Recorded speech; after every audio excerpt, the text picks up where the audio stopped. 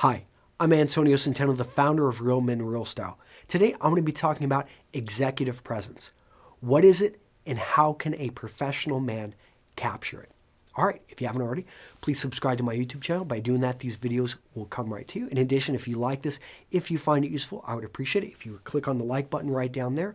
If you want more, I've got a free ebook, 47 pages, great content. And if you want even more than that, I've got a premium ebook, over 600 pages, 400 photographs, 14-hour audio. So when you're in your car, getting stuck in traffic, you can be learning about men's style. That is right down there. And let's jump right to the question, guys. So this is what came in. Antonio, I have a question about executive presence. I'm a manager for a company I work for. I'm a manager for my company, and the big boss talks a lot about how we should carry ourselves and look the part of a person who is able, empowered, and willing to get the job done for our customers and employees. Again, while following the dress code, how do you suggest dressing for a more powerful, impactful presence in the workplace? I've done some research, but it's really hard to find information and tips regarding personal presentation for executive presence. Okay. So, executive presence. What is it? It sounds, it's kind of like the word synergy. It's something that is a byproduct of something else. Executive presence, you don't want to build that up. That's not what you're looking for, because executive presence is it's the byproduct of good leadership. So if you focus on being a leader within your company, executive, presence, that feeling that when people are around you, they are, they trust you, they want to follow you, that is because you're a good leader. So that would be the first thing I want to point out, and probably why it's hard to find information about it, because it's like chasing a shadow.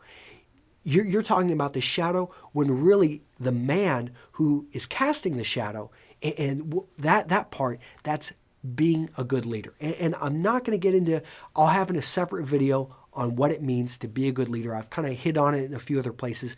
But let's assume that you are a good leader. What are other things that you can do so that physically people will believe when they see you that he just looks like a leader? What do we notice about good leaders?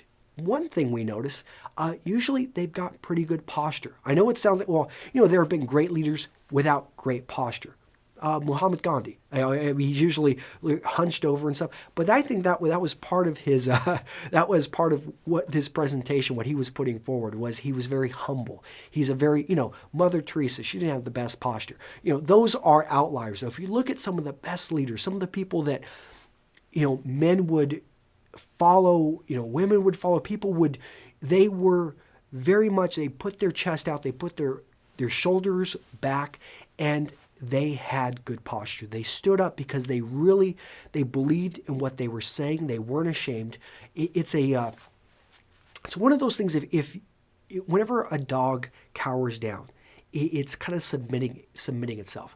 And to be a leader, you're not going to really often submit yourself. You're going to be putting yourself up there. You realize that you may get, someone may throw an egg at you, that, there may be people that may physically try to hit you, but you are going to put your chest out. You're going to put your face out there, and you are being a leader. So proper posture. The other one is your speech, the way you talk. Now, I have seen some amazing leaders who have speech impairments. Some leaders who can't even talk. They've got to use sign language. So speech, but usually the person knows what they're talking about, and they're so well prepared that they're able to talk about whatever it is they're a professional in, and it just flows off their tongue because they've practiced, because they've worked so hard on this that they can't help but talk about this. People ask me, how can I talk so much about men's clothing? Well, if you know anything about me and my company, I have written hundreds of articles. Before I ever made one video, I had written hundreds of articles, multiple 1,000-word articles on men's style. Basically wrote a couple books. So I can talk about this stuff because I live and breathe it every day. Smile. People love it when you smile. Actually, before I do any of these videos, I always try to smile to myself and think of something happy. I mean, whenever you look at a baby and a baby smiles at you, what do? You smile back. And when you smile, you feel good. You think of it, it's a physical gesture that reminds you of a good feeling. So when you can smile to people, it helps them, it makes them feel better. Now, don't give off the crazy smile in which people are wondering if you want to kill them. But no, you want a sincere, genuine smile, and then get them to return the smile and move on to your point. Eye contact. Look people in the eye. Now, I've already done a video on this, and it depends on what culture you're in. I mean, there are cultures in which you don't want to look people in the eye too long. But in most Western business culture, looking somebody in the eye for a set amount of time instills trust. Greetings. So whenever you greet somebody, whenever you go up to a group or someone new joins the group, you want to greet them and properly introduce yourself. And so whenever you go up, if you're kind of just someone that you stand there for 5 minutes and no one knows who you are and you've got 4 or 5 people talking together, you need to take the initiative well before that and introduce yourself to anyone you don't know. And if you do know them, simply, a nice gesture will work. Conversation. Be able to hold a good conversation. So realize that it's not all about you. In these videos, I don't have anyone else here, so it's usually a one-way street on these videos. But in normal conversation, it's a two-way street, and you want to have people talk with you. So oftentimes people will talk about great leaders. Bill Clinton is a great example. People would talk with Bill Clinton, and they felt like he really understood them. He listened to them. That's what Bill Clinton, one of his greatest strengths, was that he could listen to people and really form this deep connection, or so they felt.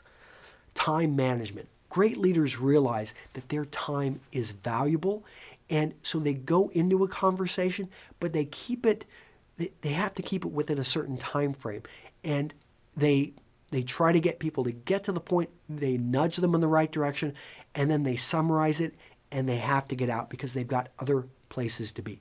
So if you're able to do all of that, what you're going to do is you're going to instill confidence, you're going to instill trust, you're going to have a great reputation, you're going to get, people are going to want to recommend you because they're doing other people a favor by recommending you to them, and you're going to be building a very strong executive presence because take all of that I just talked about, put it with leadership, and right there, that is about as strong as an executive presence. I didn't really talk so much about the personal presentation because, guys, I've done over 200 videos about clothing and everything.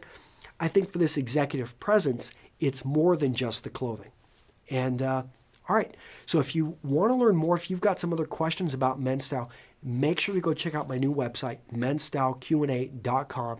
That's where the best questions and answers are rising to the top. And I'm going to look at the best questions and answers, and we'll make videos from those. So feel free to also leave comments down here on YouTube, and I'll see you guys in the next video. Bye-bye.